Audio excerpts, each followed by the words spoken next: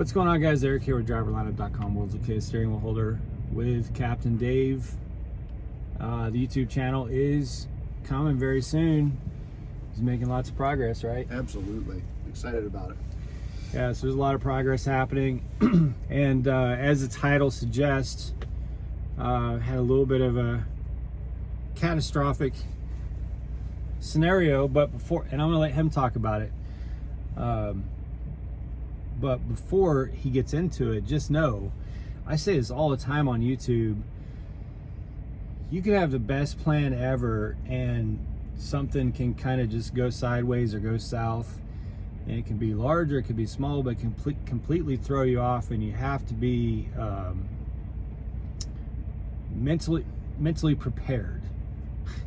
Because there's always going to be challenges. If it's shipper or something going wrong with your truck, or just there's just so many things, you know, everything could be going completely smooth and then something goes sideways. So you always got to be prepared for it. But something that happened to him that he's about to tell you, it's not the first time that I've heard this. It's the first time I've been pretty close to it. But it's a pretty nightmare situation. Nobody wants this to happen.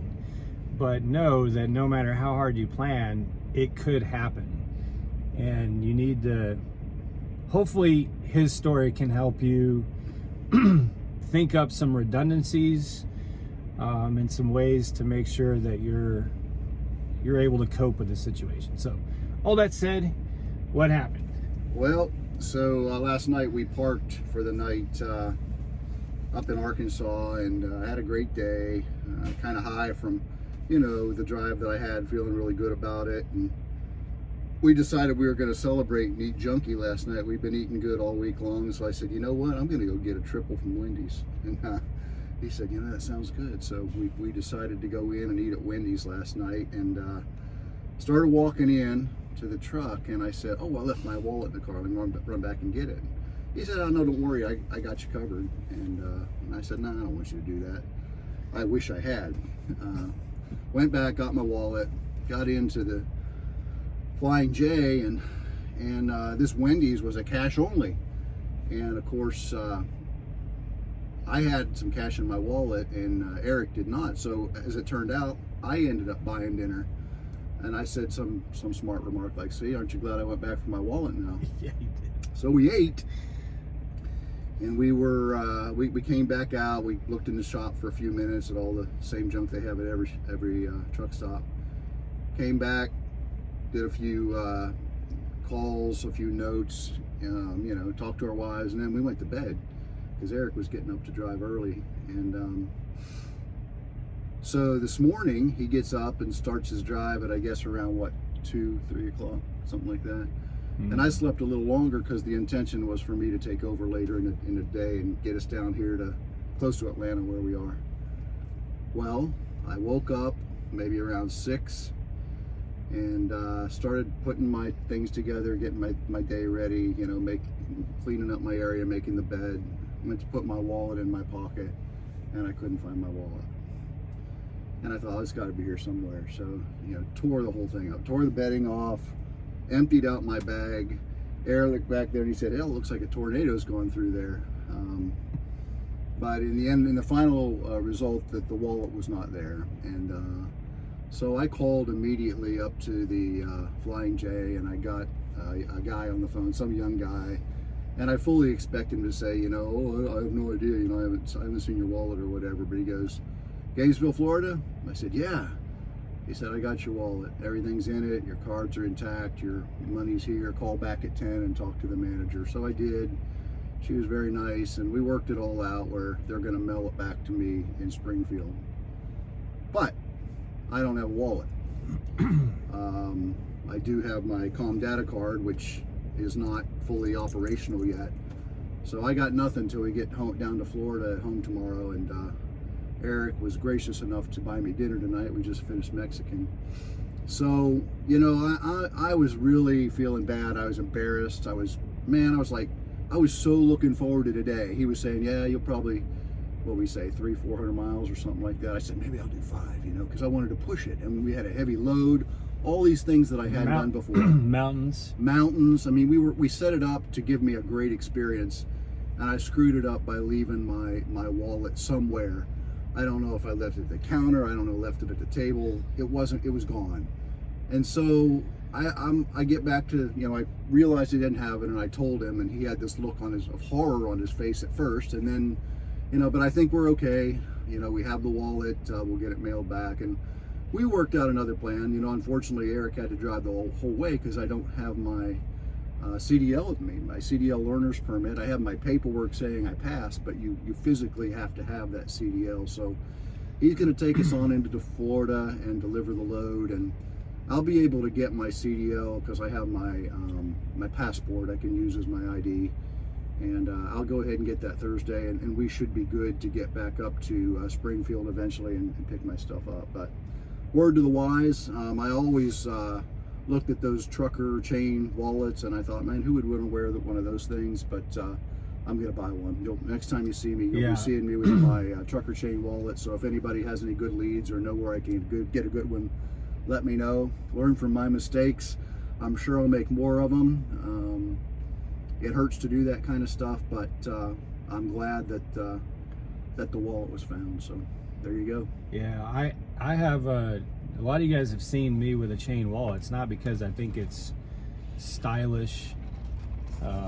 It's because, like, my wallet's falling out of my pocket while I'm driving onto the floor, you know, so I could go in someplace and not have to come. So it's a way to keep it attached to me, and make sure that if anyone sees it, you know, it's going to minimize the chance of them stealing it. But it was funny today.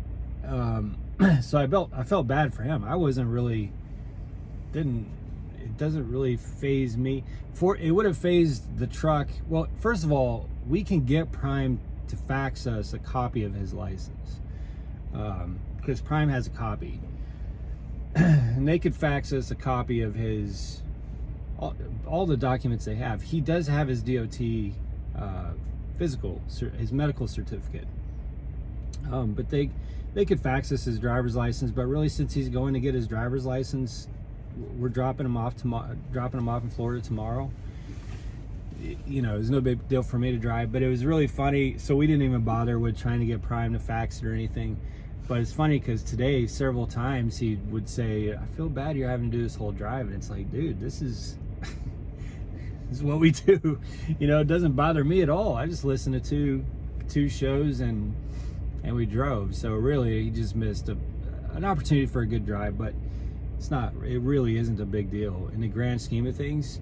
It's actually probably the best possible scenario, since we're literally going to his house tomorrow morning, you know, so to have it happen on the way home is pretty perfect. But it's got to be uncomfortable because you just have so much of your life in your wallet, you know. Like if Jen had ever lost her purse, like it's losing a piece of you, you know. Yeah, so some of that stuff I'd never be able to replace. I have my original military ID, my green card that's, you know, 1,000 years old now, that is so valuable to me that I could never get another one. And, you know, my credit cards, just everything, useful information. So yeah, I'm glad I was blessed that that someone found the wallet and was honest enough to turn it in, and it's on its way back to Springfield now. Yeah, so that actually, it makes me think, even though I do chain my wallet to myself, when I get to Springfield, I am actually going to make copies of my stuff, just in case, because you never know. You just never know. So just learn from that what you can. If you learned anything helpful, that'd be great. I just ate so much Mexican food. I literally have hiccups from it now. But better that than something else. Have redundancies, you know, and in place, especially if you're solo, because you may not be able to get to a truck stop. You may not have the hours. You may not be able to move the truck. They can probably send you something on your phone, but I don't think a lot of weigh stations or inspections are going to accept that, you know. Could be wrong, but I don't think so. But anyway, outside of that, everything's good. We jammed from Russellville to Atlanta today. We'll get up early in the morning and go down to where he lives in northern Florida I'm gonna drop him off, and then I'm gonna take this load down towards Miami. Hopefully pick up something like Tropicana on the way out, because we do have to get to Springfield now for his wallet, but I also have packages going there, and he has his glasses there. Yeah, I have another pair of glasses have been mailed up there. Jenna ordered a baby Doppler, which lets me hear our baby's heartbeat from the road. So I'm really excited about that. So there's just a couple things that and his Twig card's in. So we now have a lot of good reasons for a quick visit to the Springfield terminal, but it will be quick. So don't ask if you can do meetups. We got miles to burn. Absolutely. We're both going home for Christmas, so that doesn't leave a lot of time to dilly-dally, since we're both very motivated to be done with his TNT by the end of January. For me, not that I want him off my truck, but I got someone else who's jumping on in mid-February. So yeah, that's kind of what we're up to. I don't know what else to add, other than I think he and his better half are making a video in the next 2 or 3 days. The next 2 days while he's home.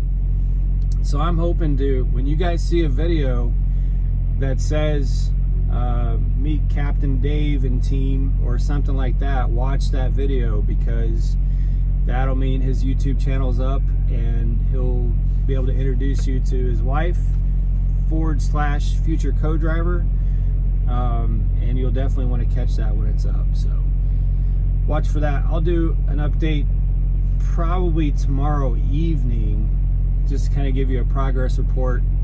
Man, did you see that? He almost backed right into that Amazon truck. And we'll go from there. So that's our quick update for today. Be prepared for everything, guys. Be safe, make good decisions, and as always, drive to thrive. Talk to you soon.